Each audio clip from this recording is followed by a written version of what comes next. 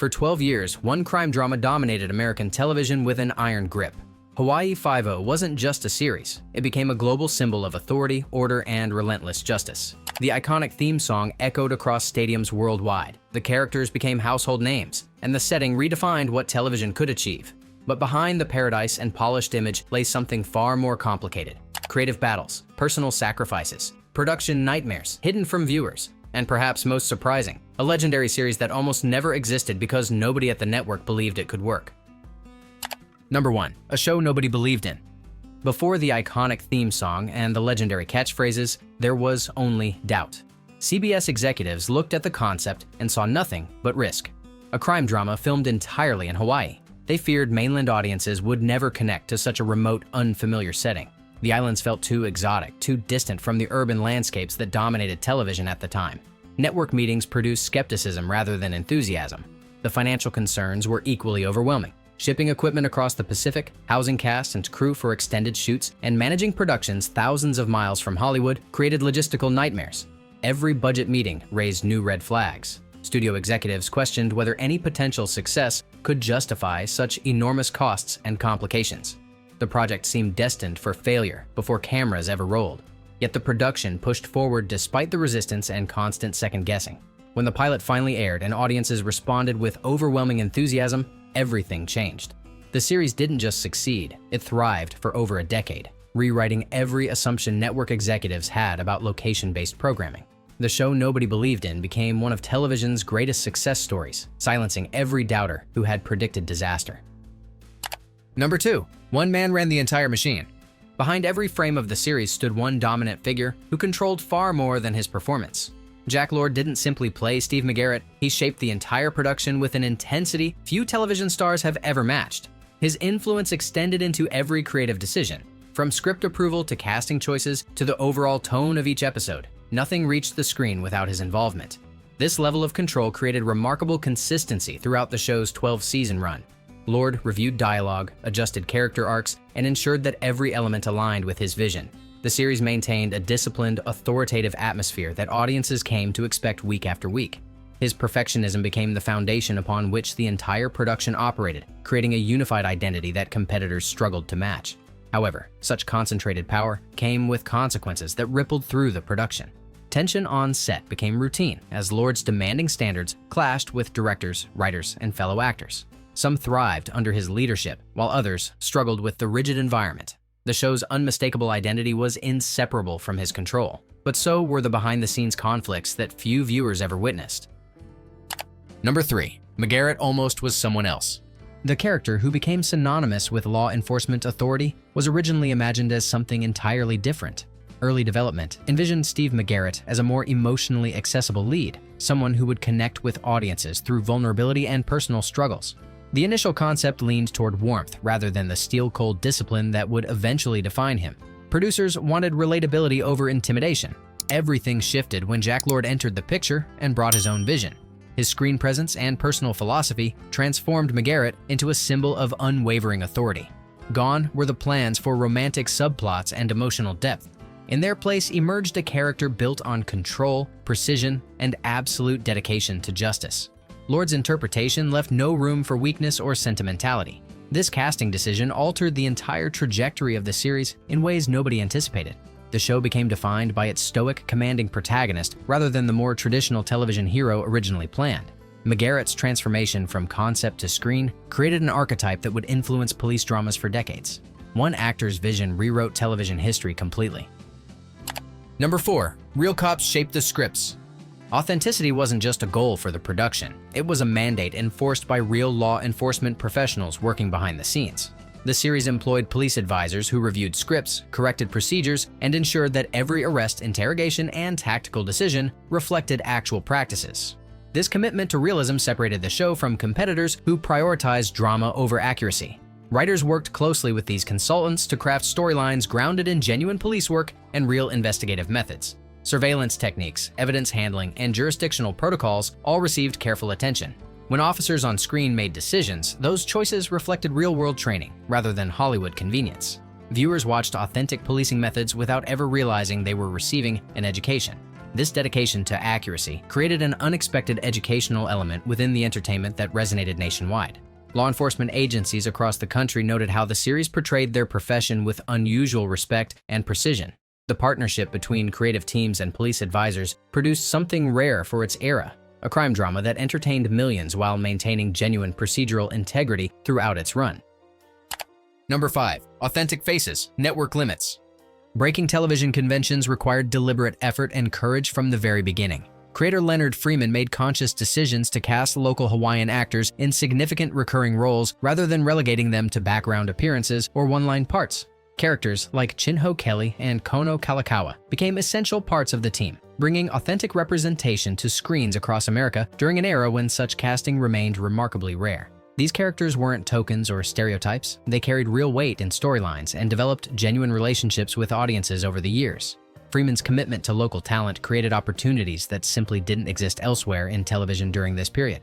Hawaiian actors found meaningful work portraying skilled professionals rather than servants or exotic curiosities designed to add visual interest. Yet the industry's limitations remained firmly in place despite these meaningful steps forward. Despite this progressive casting, the network hierarchy ensured white characters maintained lead positions throughout the series. The result was a complicated legacy, groundbreaking representation existing within clear boundaries that reflected the television landscape of its time. Progress and constraint lived side by side throughout the show's entire run. Number 6. Paradise destroyed the gear. Filming in one of the world's most beautiful locations came with a hidden price that production accountants dreaded. The Hawaiian climate proved relentless in its assault on expensive equipment.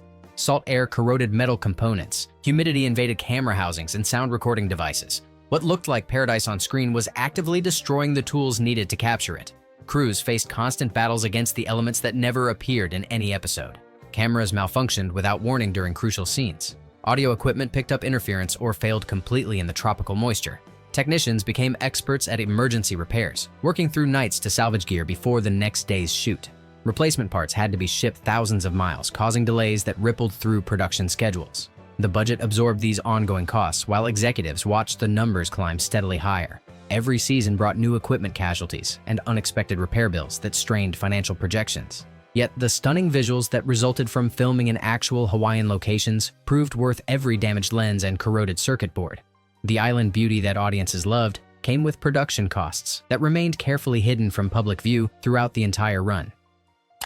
Number 7. The song that outgrew the show. Few television themes have ever achieved the cultural penetration of those unforgettable opening notes.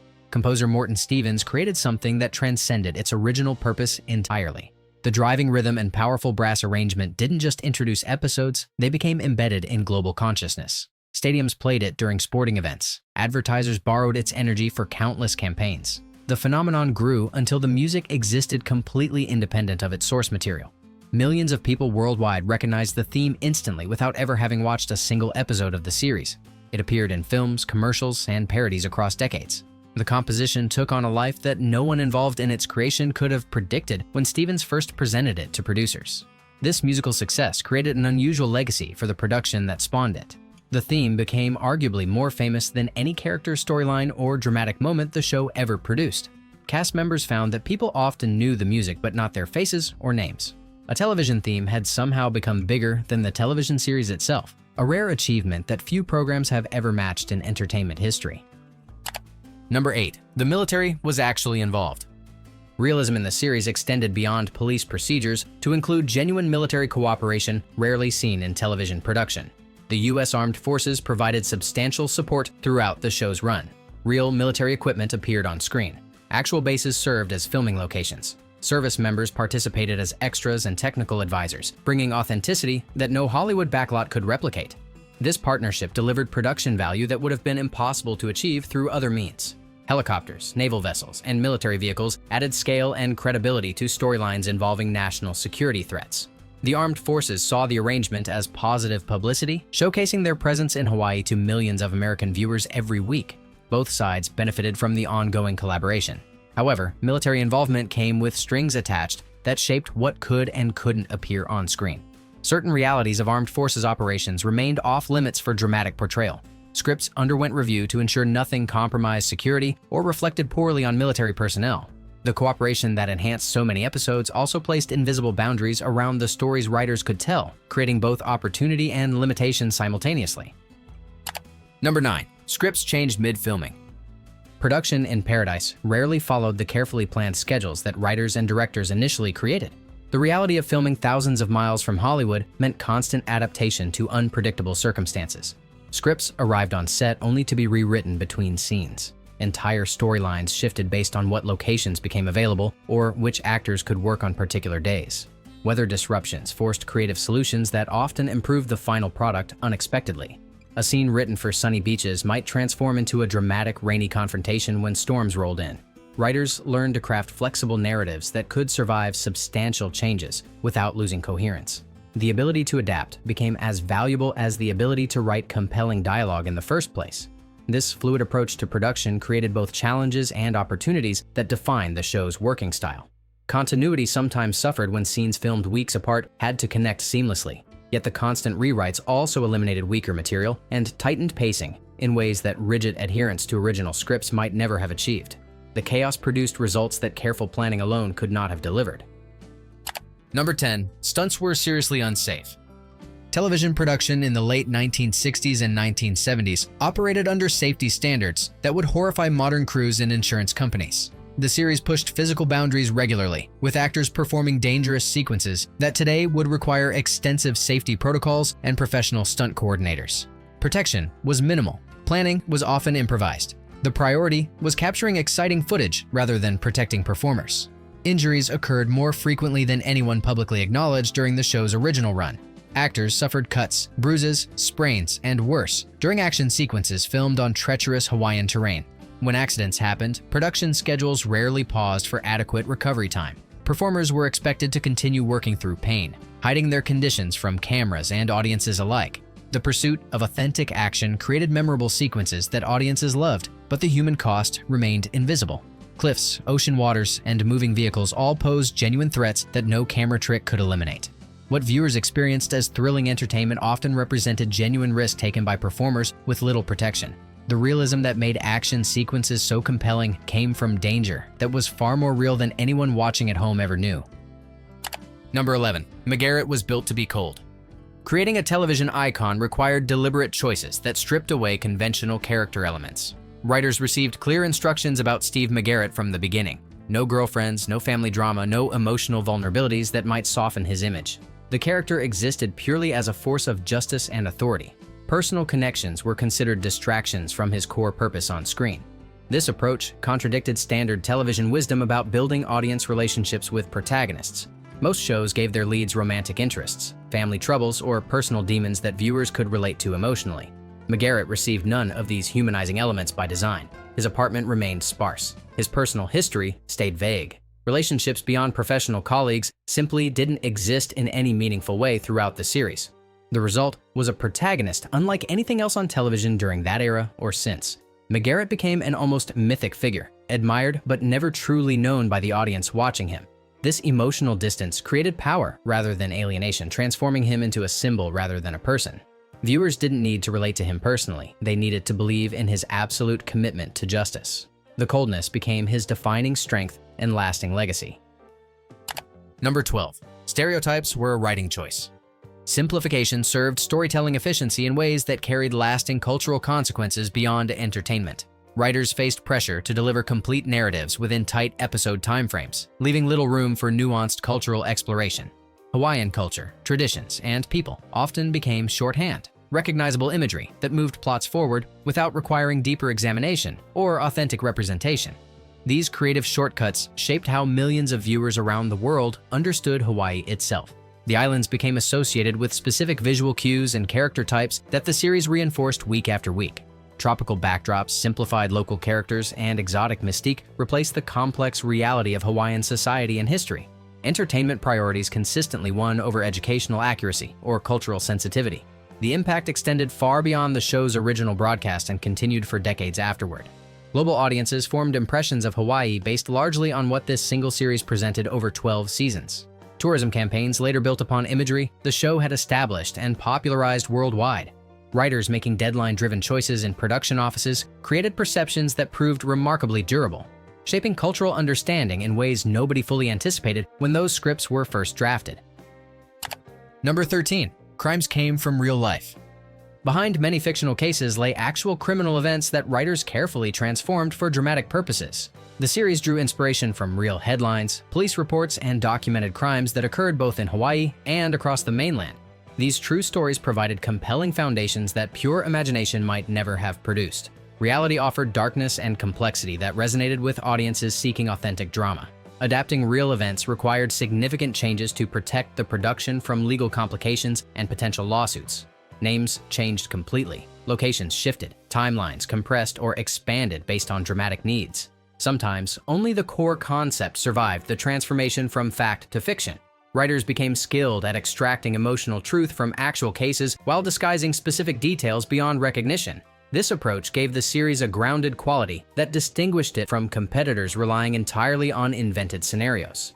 Viewers sensed something genuine beneath the entertainment without knowing exactly what originated from real events. The crimes felt plausible because many of them had actually happened in some form. Truth quietly fueled the fiction throughout the show's run, creating dramatic weight that pure invention often struggles to achieve. Number 14. The show sold Hawaii to the world. Every episode functioned as an extended promotional showcase for the Hawaiian Islands and their tourism potential.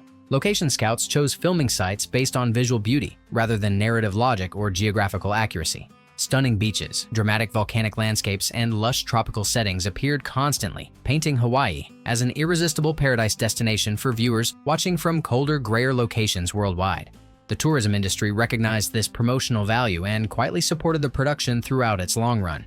Hotels, restaurants, and local businesses benefited from the exposure that reached millions of living rooms every week. Visitors arrived expecting to find the Hawaii they had seen on screen. The palm trees, the beaches, the sense of exotic adventure. The series delivered advertising that no marketing campaign could have purchased directly. This symbiotic relationship between entertainment and commerce shaped both the show and Hawaii's global image for generations. The islands became synonymous with the paradise the series depicted so consistently. Tourism boards later acknowledged the production's role in establishing Hawaii as a premier destination. A crime drama had somehow become one of the most effective tourism campaigns in history, selling paradise to the world one episode at a time. Number 15. Stability was the strategy. Longevity in television requires either constant reinvention or remarkable consistency, and this production chose the latter path decisively. The core cast remained extraordinarily stable throughout the show's 12-year run in an industry known for constant turnover. McGarrett, Dano, Chin-Ho, and other central figures returned season after season, creating familiarity that audiences found deeply comforting and reliable. This stability wasn't accidental, but rather a deliberate production philosophy that prioritized continuity above novelty. While other series cycled through cast members chasing fresh dynamics, this show trusted its established formula and familiar faces. Changes occurred primarily in secondary and guest roles rather than the main ensemble. Viewers knew exactly what to expect when they tuned in, and that predictability became a strength rather than a limitation. The strategy paid dividends that extended beyond simple audience retention over the years. Long-running characters developed depth through accumulated screen time that no amount of skilled writing could instantly create. Relationships between team members gained authenticity through years of shared scenes. The cast genuinely knew each other after working together for over a decade, and that familiarity translated to on-screen chemistry that newer shows simply couldn't replicate. Number 16. Villains were just symbols. Complexity had no place in the criminal underworld that populated this series throughout its run. Writers crafted antagonists who served specific narrative functions rather than existing as fully realized characters with understandable motivations. Criminals appeared, committed their offenses, and faced justice, all without the psychological depth that modern audiences might expect.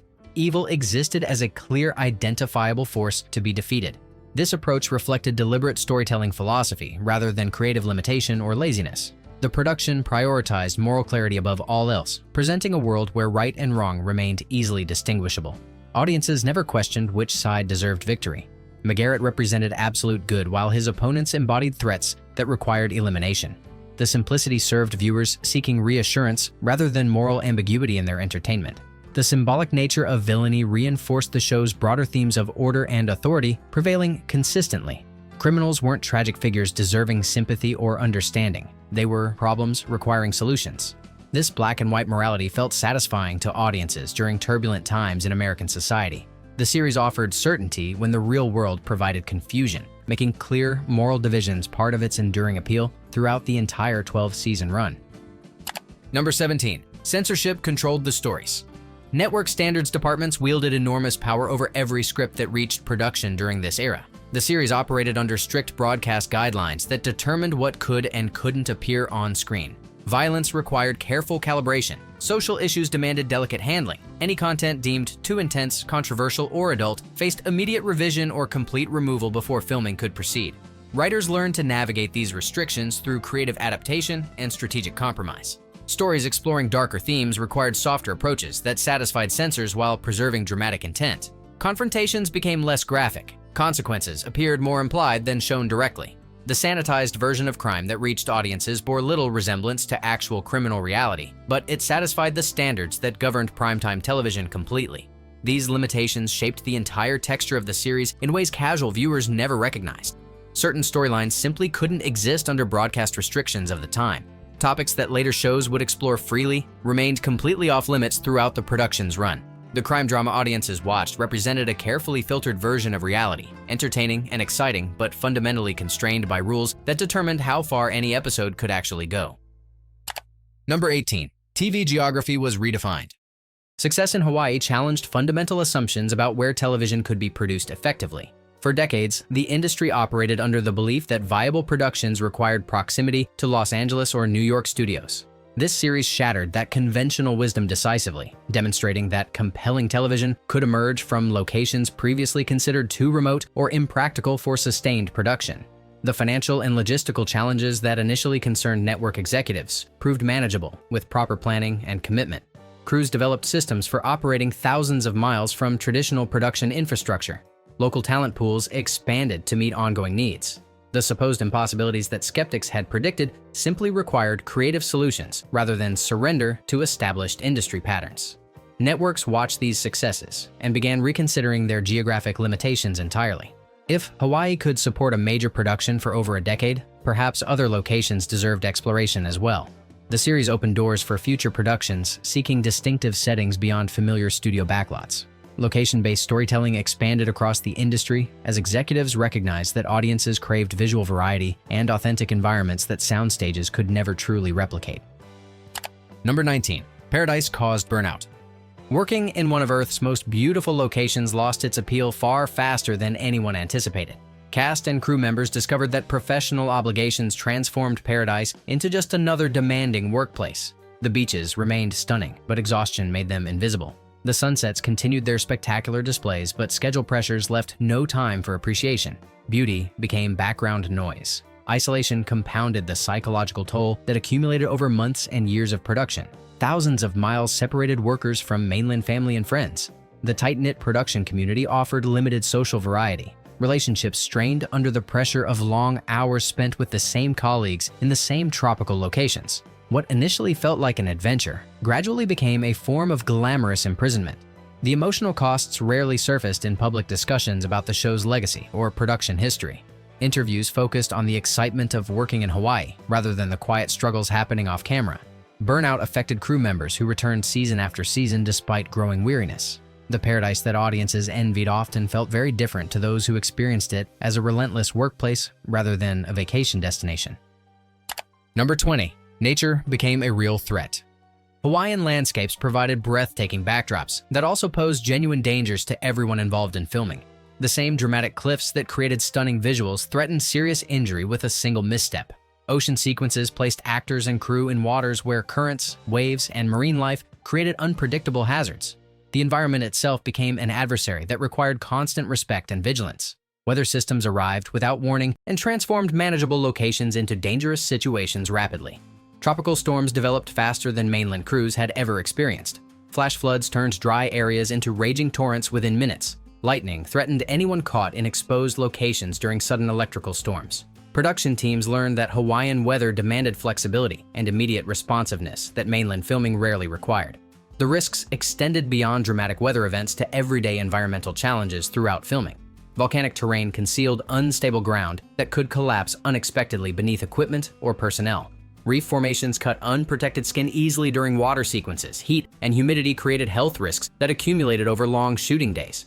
The natural beauty that made the series visually distinctive came packaged with dangers that demanded ongoing attention from everyone working on location. Number 21. Ratings ruled the stories. Audience measurement data held tremendous power over creative decisions throughout the show's entire run. Network executives monitored weekly ratings with obsessive attention, and those numbers directly influenced what appeared on screen. When viewership dipped, producers received clear directives to increase action sequences and dramatic confrontations. The statistical feedback loop shaped storytelling in ways that prioritized entertainment metrics above artistic vision. Writers found their creative freedom constrained by the demands of audience retention and competitive pressures. Episodes that performed well became templates for future scripts, regardless of whether that formula served the overall series quality. Character development and emotional complexity often yielded to car chases, shootouts, and dramatic arrests when ratings required immediate boosting. The numbers determined narrative direction more than any writer's intentions. This market-driven approach produced reliable entertainment that kept audiences returning week after week for 12 seasons. However, the constant pressure to perform also prevented the series from taking creative risks that might have elevated it further.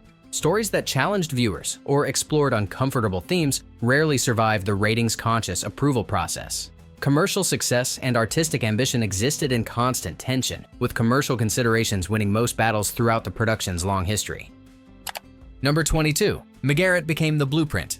Television law enforcement would never look the same after audiences spent 12 years watching Steve McGarrett work. The character established a template that countless future productions would study and imitate for decades. His commanding presence, unwavering moral certainty, and emotional restraint became defining characteristics of the television lawman archetype. What Jack Lord created influenced an entire genre's evolution. Subsequent police dramas borrowed liberally from the formula this series had perfected over its long run. Lead investigators adopted McGarrett's authoritative demeanor and absolute dedication to justice above personal concerns. The stoic hero who prioritized duty over emotion appeared across networks in various forms, each owing debt to the original model. Writers and producers understood that audiences responded to this character type because one show had proven it so effectively. The influence extended beyond American television to international productions seeking similar success worldwide. McGarrett's shadow fell across police procedurals in multiple countries and languages throughout the following decades. The character became a reference point that industry professionals used when developing new projects and pitching concepts. One role, sustained over 12 seasons, had fundamentally reshaped how television portrayed law enforcement authority for generations of viewers and creators alike. Number 23. The ending fell apart. Final seasons rarely match the energy of a show's peak years, and this series proved no exception to that pattern. Creative exhaustion accumulated over more than a decade of continuous production, and the strain became visible on screen. Storylines felt recycled, character dynamics grew stale. The spark that had once made the show essential viewing gradually dimmed as fatigue settled over the entire production. Behind the scenes, the challenges multiplied as the series approached its conclusion without clear direction. Writers struggled to find fresh angles on formula that had been repeated hundreds of times before. Cast members showed the weariness of performers who had inhabited the same roles for far too long. The machine that had once operated with precision began grinding noticeably as components wore down beyond easy repair. The series ended without the triumphant conclusion its legacy deserved after 12 groundbreaking years. No grand finale provided closure for dedicated viewers who had followed the characters through countless cases. The show simply stopped, rather than concluding with appropriate ceremony. What had begun as revolutionary television ended as exhausted programming that had outlasted its creative vitality. The ending never matched what the show had achieved during its remarkable prime. Number 24. Time left the show behind. Cultural evolution moves relentlessly forward, and entertainment that doesn't adapt eventually feels disconnected from its audience. Later seasons increasingly reflected values and perspectives that American society was actively questioning and abandoning. The authority-driven worldview that had once felt reassuring began seeming outdated as viewers developed more complicated relationships with institutions and power structures. Social movements throughout the 1970s reshaped audience expectations in ways the production struggled to accommodate meaningfully. Viewers who once accepted simplified moral narratives now wanted complexity and nuance that the established formula couldn't easily provide. The certainties the show offered felt less comforting when real-world events demonstrated that authority figures weren't always trustworthy or just. The disconnect between the series and its changing audience widened steadily. The program became a time capsule, preserving attitudes from an earlier era rather than reflecting contemporary concerns. What had once seemed progressive now appeared conservative by comparison to newer programming addressing social issues more directly. Younger viewers found little relevance in stories structured around assumptions their generation actively rejected. The show that had once defined television excellence gradually transformed into a relic representing how things used to be done. Number 25. The legend outgrew the series. 12 seasons created something far larger than any individual episode or storyline could contain. Hawaii Five-0 transcended its origins as mere entertainment to become a genuine cultural institution recognized worldwide. The series influenced how global audiences perceived Hawaii itself. It reshaped television production practices permanently. It established character archetypes that continue influencing programming decades after the final episode aired. The brand achieved recognition extending far beyond those who actually watched the show regularly. People who had never seen a complete episode knew the theme music instantly. The catchphrase, "Bookum Dano," entered common vocabulary across generations and continents. Tourism to Hawaii increased partly because millions of viewers wanted to experience locations they had seen on screen. The cultural footprint dwarfed what any typical television program achieves. Legacy ultimately proved more powerful than the actual content that created it over those 12 years. The series became a symbol representing an entire era of television history and American cultural confidence. Its influence lived on through countless productions that borrowed its innovations and built upon its foundations. What began as a risky experiment that networks doubted became something permanent, a legend that grew larger with each passing decade, outliving everyone's original expectations completely. Hawaii Five-0 delivered far more than 12 seasons of crime drama entertainment. It reshaped television production, proving that compelling stories could emerge from locations far beyond Hollywood's traditional boundaries. It introduced the world to Hawaii through millions of living rooms. It created character archetypes that influenced generations of police procedurals. And it accomplished all of this while battling equipment failures, creative exhaustion, network restrictions, and the hidden costs of filming in paradise. Behind the iconic theme song and memorable catchphrases existed a production built on ambition, control, sacrifice, and constant adaptation. The polished episodes that reached audiences concealed rewrites, injuries, burnout, and power struggles that rarely surfaced publicly. What appeared effortless on screen required extraordinary effort from everyone involved.